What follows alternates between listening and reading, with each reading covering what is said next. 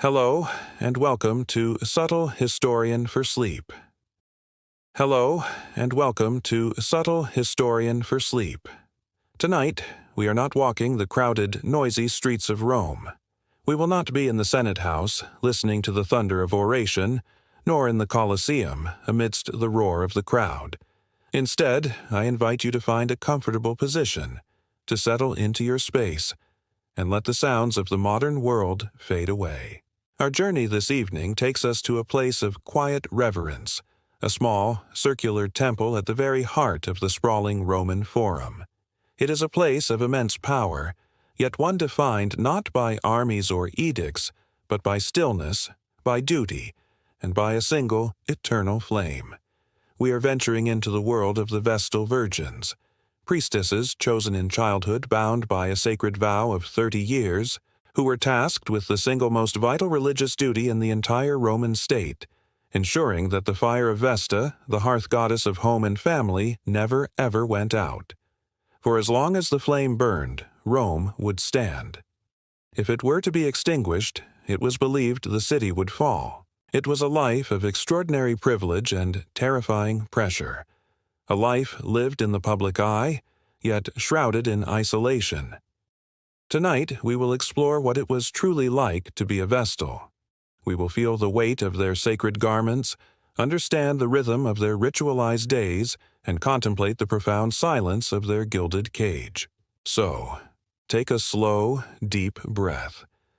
Let your mind drift back across the centuries, back to a time of marble and incense, of whispered prayers and flickering light. Your journey into the House of the Vestals is about to begin. Imagine yourself awakening, not to the sharp clamor of an alarm, but to the soft gray light of a Roman dawn filtering into your modest chamber. The air in the Atrium Vestae, the House of the Vestals, is cool and still.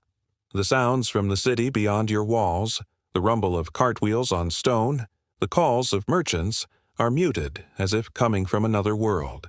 And, in a way, they are. Your first sensation is the coolness of the marble floor beneath your bare feet as you rise. Your day, like every day, does not begin with personal contemplation, but with the immediate weight of duty. The first task is to dress, not for comfort, but for symbolism.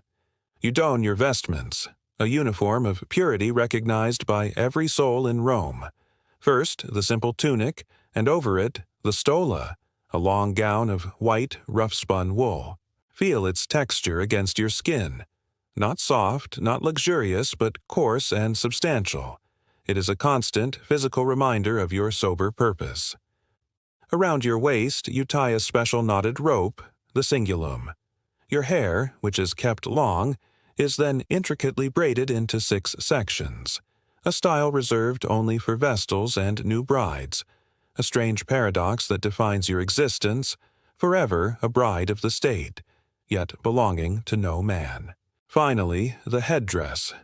The infula, a woolen headband, is wrapped around your head, its ribbons, or vitae, falling onto your shoulders. When you leave the sacred precinct, you will also don the suffibulum, a white woolen veil, further marking your separation from the secular world. Each piece of clothing is a layer of responsibility, setting you apart, elevating you, and isolating you all at once. Dressed, you do not break your fast. Your first duty is one of purification. You join your sisters, moving in silent procession from your grand house into the early morning air of the Forum. You do not fetch water from a convenient aqueduct. The water used to cleanse Vesta's temple must be living water, drawn from a running spring. So you walk, carrying a special earthenware vessel called a futile, designed with a narrow foot so that it cannot be set down without spilling. This is intentional. The sacred water cannot be allowed to rest. Its movement is its life, and it must be brought directly from its source to the temple without pause. The spring of Egeria is your destination. As you and your sisters carry the heavy, sloshing vessels back through the awakening city, a path is cleared for you. Men stop their work, avert their eyes. To obstruct a Vestal on her duties is a grave sacrilege. you are untouchable, a living embodiment of the divine will. Back at the temple, the cleansing begins. The cool water is sprinkled across the floor of the Aids Vesti, the sacred round temple that is your primary domain. The air fills with the clean scent of damp stone and the faint aroma of the ever-burning fire. There are no statues of Vesta within this temple. Her presence is not in a carved idol, but in the living flame itself. And now you turn to the central, unending task of your life: tending the fire. The hearth is the center of the temple, the center of your world. The fire upon it must never be fed with common wood. It is nourished only by the branches of a specific type of oak tree, a sacred tree, carefully felled and prepared by the pontifices, the male priests who oversee your order. Imagine the focused, meticulous work. The embers from the previous day are carefully sifted. The ashes are collected, as they too are sacred and must be ritually disposed of in the Tiber River on a specific day each year. You and the other Vestal on duty for this watch will add new logs, arranging them with practiced hands to ensure a steady, consistent burn. You watch the way the air currents from the temple's open roof cause the flames to dance.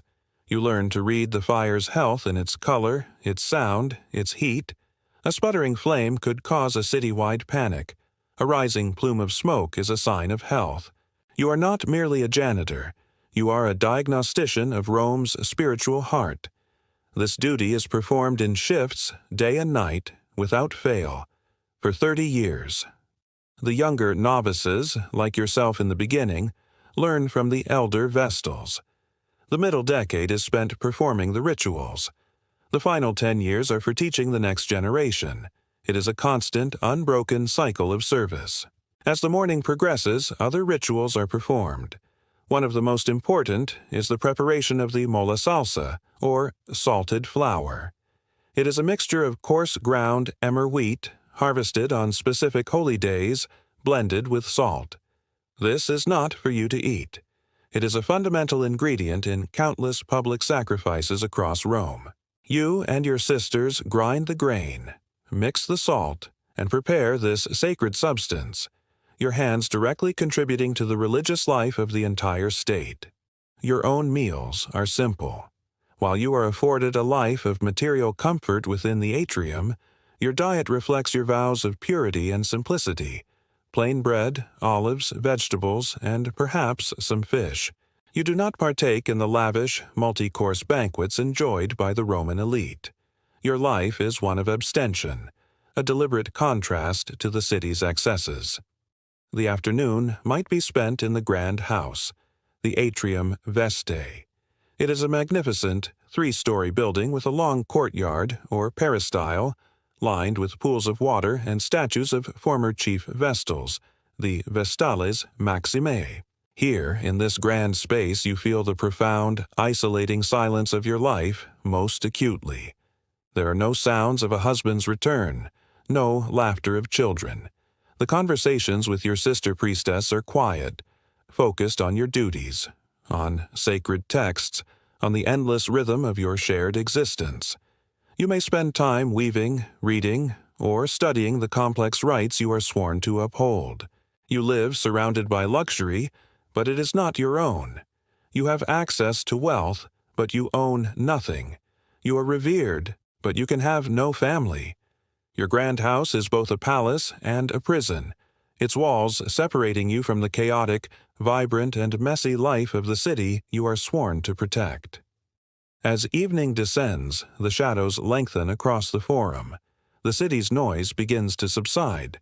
You may take your turn on the night watch, sitting in the deep silence of the temple, the only light coming from the gentle, hypnotic flicker of the eternal flame. In these quiet hours, the weight of your responsibility feels most immense.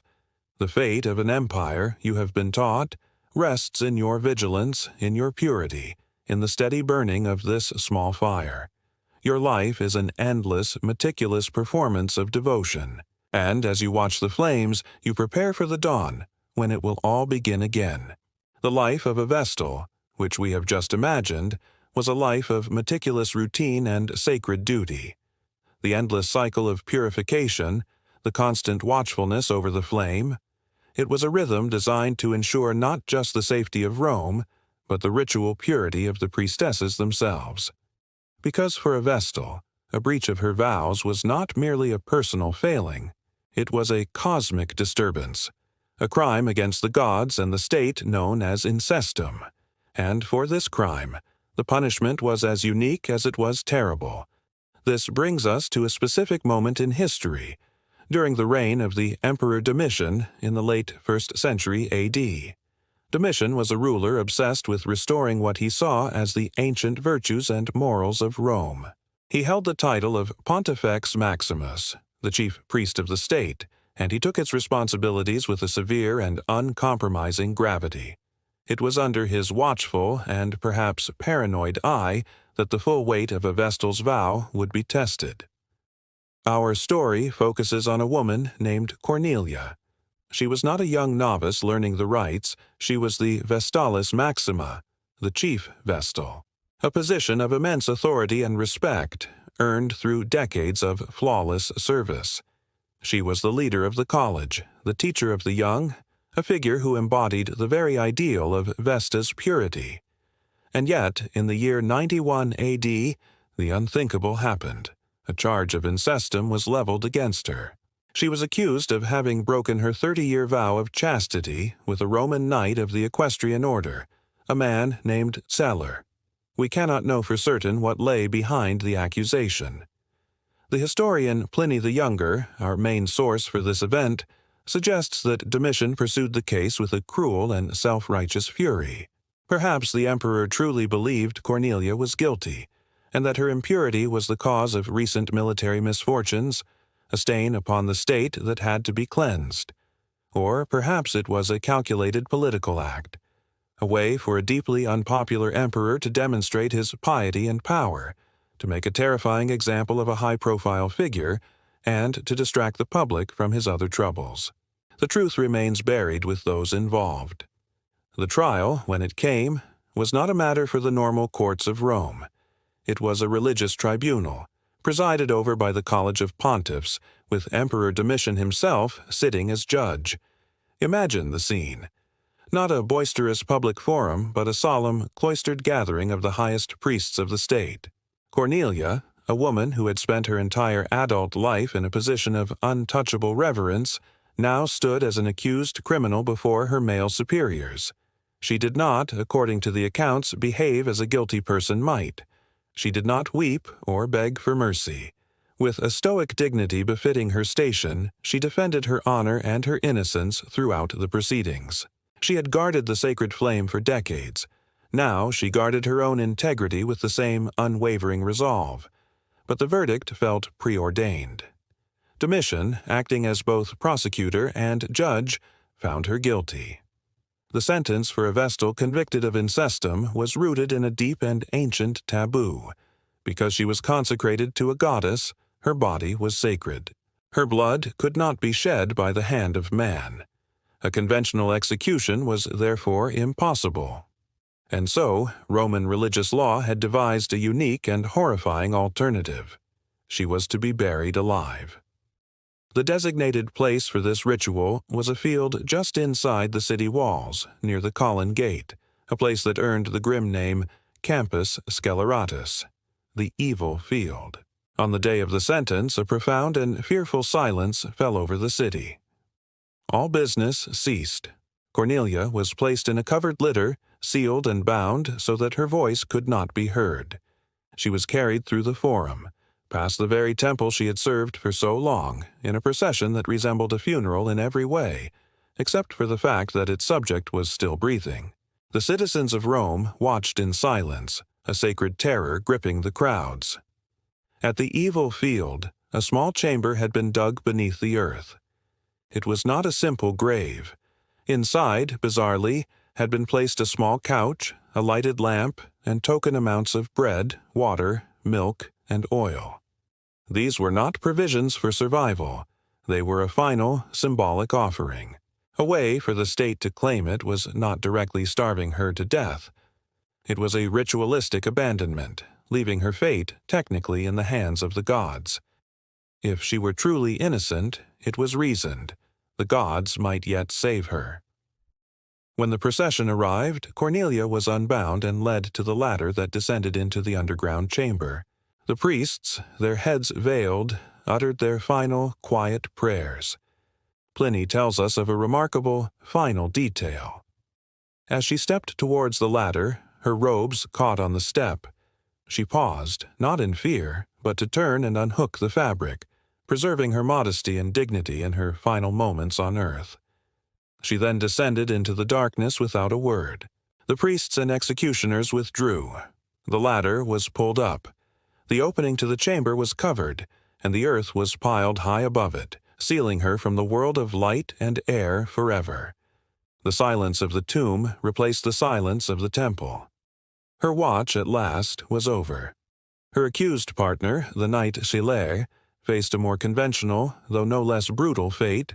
He was taken to the Comitium, a public space in the Forum, and was flogged to death, the blows of the scourge echoing in the space where Roman law was born. The story of Cornelia serves as a stark reminder of the razor's edge upon which every Vestal lived. They were revered as the spiritual guarantors of Rome, granted privileges beyond those of any other woman. But that reverence was conditional. It depended entirely on their adherence to a vow whose violation would not just end their life, but erase it in a ritual of profound and silent horror. The same fire they guarded could, in an instant, become the symbol of their condemnation. The brutal fate of Cornelia, the chief Vestal, was not simply a punishment for a personal transgression. It was a direct and terrifying response to the perceived threat against the object of her duty, the eternal flame. To understand why the Romans would resort to such a ritualistic horror, we must turn our gaze from the lives of the priestesses to the fire itself. We must ask a fundamental question. What was this flame, really? And why did an empire of unparalleled military and legal might believe its very existence was bound to the steady burning of a small fire in a modest temple? The mystery of the Vestal flame begins not with an imperial decree, but in the heart of every ancient home. Vesta, in her earliest form, was not a goddess of grand temples and public spectacle. She was the spirit of the domestic hearth, the fire that cooked the food, warmed the family, and served as the center of household worship. To the Romans, the family, the familia, was the bedrock of the state, and the hearth, the focus, was the bedrock of the family. The public flame in the Temple of Vesta was simply the ultimate expression of this belief. It was the hearth of the entire Roman family, the collective hearth of the state. Its symbolic power was immense. The fire represented continuity. It was a direct, unbroken link to the legendary founding of Rome. The myth told that Aeneas, the Trojan hero and ancestor of the Roman people, had carried the sacred fire from the ruins of Troy all the way to Italy. The flame in Vesta's temple was believed to be that very same fire, a living relic of their origins, tended for over 1,000 years. It was their past, present, and future, all embodied in a single, unwavering light. It also represented purity and life. The fire was never to be lit from another fire. If it were ever accidentally extinguished, it had to be relit through the primal, laborious friction of rubbing sacred pieces of wood together, or by focusing the sun's rays with a mirror. It had to be a virgin fire, just as its keepers had to be virgin priestesses. Its existence was a constant, ongoing act of creation and protection at the heart of the city. If you were to walk through the Roman Forum today, you would find the circular foundation of Vesta's temple still there, a quiet testament to this ancient belief. Archaeological work has revealed the story of this sacred space. The temple was not large or ostentatious like the grand temples of Jupiter or Saturn. Its circular design was meant to evoke the shape of the earliest rustic huts of ancient Latium, a deliberate architectural echo of a simpler, more virtuous past. It had no locked door, and a constantly open vent in its roof allowed the smoke to escape, a direct connection between the earthly flame and the heavens above. Adjacent to the temple, Archaeologists have unearthed the vast and elegant remains of the Atrium Vestae, the House of the Vestals. Here, the story becomes more personal. We can walk through the courtyard where the priestesses lived their cloistered lives. We can see the bases of the statues they erected to honor their most esteemed leaders, the names of these chief Vestals still faintly visible on the stone pedestals. Excavations have revealed their private rooms, their kitchens, their bathing complexes. We find evidence of a life that was both austere in its purpose and comfortable in its execution. The physical remains confirm the paradox of their existence. A life of immense privilege lived within the strict confines of a sacred duty. But the most profound mystery surrounding the flame is not about how it was kept, but how it ended. For more than 1,000 years, it burned. Through the rise and fall of the Republic, through civil wars and the reigns of dozens of emperors, the flame was a constant. But by the late 4th century A.D., the Roman world was changing irrevocably. Christianity, once a persecuted sect, had become the dominant religion of the empire. The old gods were now seen not as protectors, but as pagan demons. The Christian emperor Theodosius III, in a series of decrees beginning in 391 A.D., moved to formally abolish all pagan practices. He forbade sacrifices, closed temples, and ordered their revenues to be confiscated by the state. The ancient rhythms of Roman religion were officially silenced, and in the year 394 A.D., the order came for the sacred fire of Vesta to be extinguished. History does not record the details of that final moment. There was no grand public ceremony, no chronicler who thought to write down what it was like for the last Vestals to perform their final duty. It is a moment shrouded in a profound and sorrowful silence. We are left only with theories and the echoes of later legends. Imagine the scene. The last of the Vestals, women who had dedicated their lives to a now outlawed faith, standing in their small, round temple. Did they perform a final ritual of purification? Did they offer a last prayer to the goddess who was now being forcibly abandoned? Or was it a more brutal affair, with imperial soldiers unceremoniously dousing the flames with water?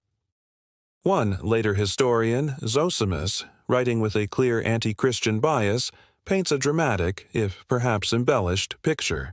He tells the story of a noblewoman named Serena, the Christian niece of Emperor Theodosius, who entered the shuttered temple and, seeing a beautiful necklace on a statue, took it for herself. An old woman, one of the last remaining Vestals, is said to have appeared and cursed Serena for her sacrilege. Whether this story is true or not, it captures the sense of violation and the bitter end of an ancient world. What we do know is that after more than 11 centuries, the hearth of Rome grew cold. The light that had symbolized the city's endurance, its link to its mythical past, was gone. To the remaining pagans, this was an act of unthinkable blasphemy. They believed that by extinguishing the flame, the emperors had invited disaster, and when, just 16 years later in 410 A.D., the Visigoth king Alaric and his army sacked the city of Rome, for many of the old faith, the cause was clear.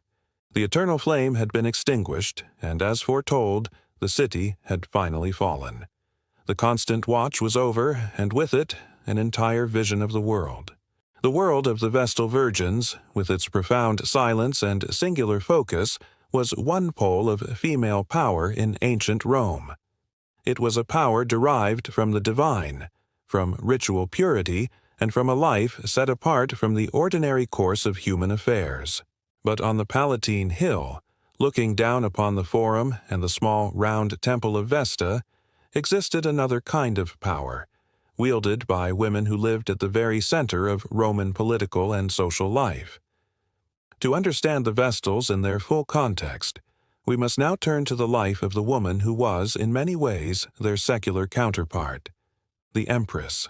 Let us imagine the daily life not of a priestess, but of an Augusta, an empress like Livia Drusilla, the formidable wife of the first emperor, Augustus. Her life, too, was a performance of duty, but the stage was vastly different. Where the Vestal's day began in a cool, stone chamber with a sense of communal, sacred purpose, Livia's would begin in the opulent privacy of her villa. She would awaken not to the muffled sounds of a city, but within a sprawling complex of rooms decorated with intricate frescoes of garden scenes and mythological tales.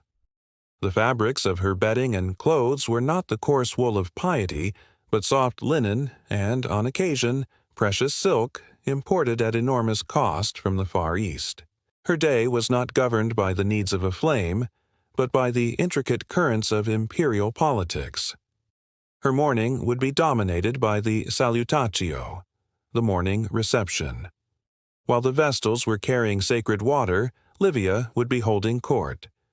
Her private rooms would be filled with a carefully managed flow of visitors, senators coming to discreetly gauge the emperor's mood, influential men and women from allied families seeking to strengthen their connections, freedmen acting as her agents, and spies reporting on the goings-on in the city. Here, in these quiet, polite conversations, the real work of power was done. Influence was cultivated, information was gathered, and strategies were formed. She was the anchor of the imperial family, a political advisor to her husband, and a power broker in her own right. Like the Vestals, Livia understood the importance of public image. She meticulously cultivated the persona of the ideal Roman matrona, modest, dignified, and industrious. She was often depicted in statues with a severe hairstyle and simple traditional clothing. She made a great public show of spinning her own wool, just as the virtuous Roman woman was expected to do. But this, unlike the Vestal's weaving, was a calculated political statement, a piece of propaganda designed to present the new imperial family as restorers of old-fashioned Roman virtue. Behind this carefully constructed facade was a woman of immense wealth and agency. Unlike most Roman women, but like the Vestals, Livia could own vast properties in her own name, manage enormous estates, and direct her own considerable fortune. But her wealth was not simply for her comfort. It was a tool of power, used to fund public works, support her political allies, and ensure the loyalty of key figures. The intersection of these two worlds, that of the priestess and the empress, would have been a study in contrasts. Livia, as the wife of the Pontifex Maximus, would have been the chief patron of the Vestals. She would have publicly treated them with the highest reverence, attending their ceremonies, funding repairs to their temple, and defending their privileges. For Livia, this patronage was essential. It aligned her with the most sacred institution in Rome, reinforcing her own image of piety. For the Vestals, the patronage of the empress was a vital shield, guaranteeing them the protection of the imperial house. Imagine a formal visit. Livia, surrounded by her small retinue, leaving her palace on the hill and descending into the forum. She would enter the Atrium Vestae, a space as grand as her own home, but utterly different in atmosphere. The air here was not thick with political whispers, but with the scent of incense and the profound quiet of ritual. Here, Livia, the most powerful woman in the temporal world, would show formal deference to the Vestalis Maxima, the most powerful woman in the spiritual world. It would be a meeting of two masters of their respective domains, one whose power came from her proximity to the emperor and her intricate web of worldly connections, the other whose power came from her proximity to the divine and her sacred, untouchable purity. They represented two different paths to influence for a woman in a deeply patriarchal society. The Vestal's path was one of renunciation. She gave up family, marriage, and children to become a living symbol, her power residing in her separation from the world. Livia's path was one of strategic alliance. She leveraged her roles as wife, mother, and advisor to embed herself at the very heart of the state, her power residing in her mastery of the world. The Vestal's life was a constant, steady flame, a 30-year commitment to maintaining a sacred tradition. The Empress's life was a complex game of strategy, navigating shifting loyalties and dynastic ambitions. Yet both, in their own way, were seen as mothers of the state. The Vestals nurtured Rome's spiritual heart, while the Empress nurtured the imperial dynasty that governed its body. Together, their stories show us the complex and varied nature of power in the Roman world, a world held in balance by the sword of the legionary, the decree of the emperor, the prayer of the priestess, and the quiet influence of the empress. And so, our journey through the world of the Vestals and the empresses comes to a close. We have felt the scratch of their woolen robes and imagined the cool silk of imperial garments.